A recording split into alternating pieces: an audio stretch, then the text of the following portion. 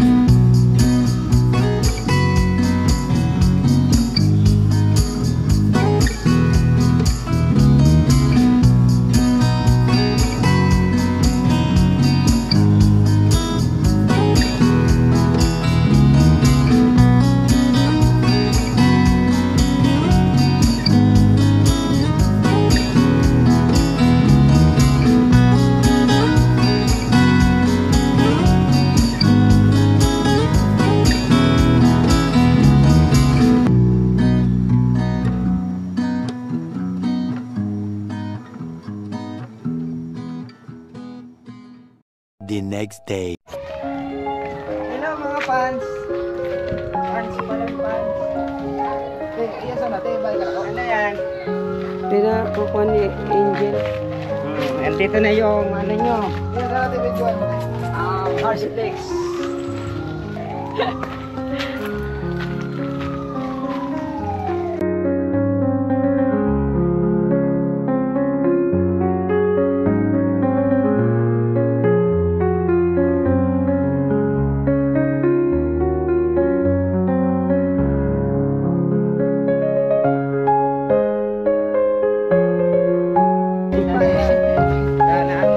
Sigurado.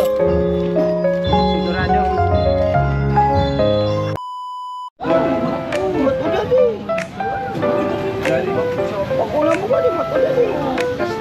Ay ito. Matulad ito. Sinilong ito.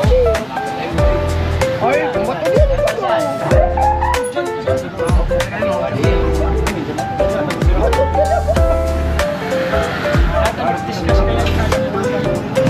ngay sniper ako.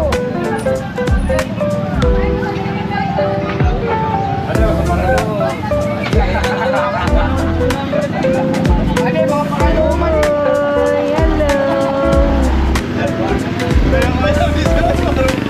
Mga pakaluman eh. At ito pa din mga moto. Mga original na. Ngay sniper. Morning mga Gwenny. Medyo na huli ko ng dating kasi galing ko dun sa kabilang bahay. Pinunta na ako ni mama para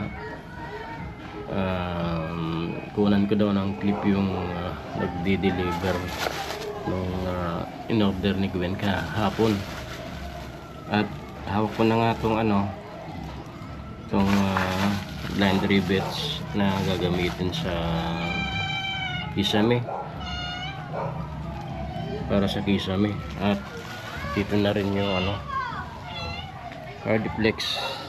Ito yung imbis na plywood, hardiplex na lang yung pinano nung gagawa kasi mas matibay ito kaysa plywood. Ang kakayahan nito ay hindi ito na ng sisira ng anay. Kung sakaling papasukin ng anay, ito basta nasisira kasi parang simento to kumpara dun sa plywood na madaling masira, madaling matuklap. Kaya ayan, update na lang po dun sa maya maya kukunin ko yung metal na gagamitin sa kisame paggawa. Kasi magkaiba yung kinuha niya ng ng materials. Ito sa kabilang kabilang hardware, tapos yung kukunin ko dun din sa isang hardware, kaya dalawa. Kasi hindi available sa isang hardware lang yung lahat ng gagamitin sa paggawa ng kisame. Ayan po, update na lang po susunod. Ayan mga Gwenny, punta na ako dun sa kabilang hardware kasi dumating na yung gagawa ng kisame. Kailangan na daw niya yung metal paring kakabitan ng hardiplex.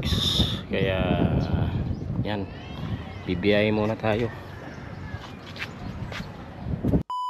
Yan po, dito na ako sa Gunagawa din guys. I-pick upin ko yung order kahapon ni Gwen, metal paring. Kaya bilhin na rin ako nung pinapabili ng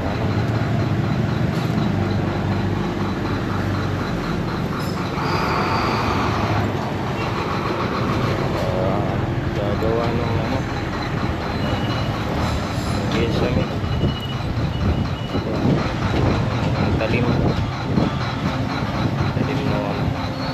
power tools niya gagamitin sa nagdadala ng kakarga ng metal paring. Medyo natatagal kasi may bagong deliver dito sa kanila.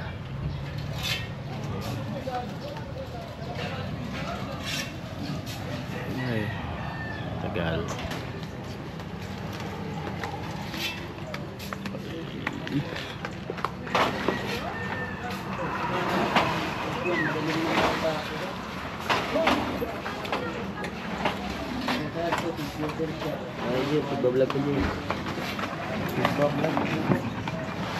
Ay, yan mga Gwenny. Kakarating ko lang po dito sa Boulevard.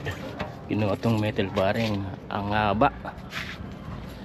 Haba po. Hirap ng biyahe. Paliko. Ayan. At i-discarga na natin para dalhin dun sa baba. Yan po, dito na ako sa baba. At may ginagawa na yung gagawa ng kesame materials.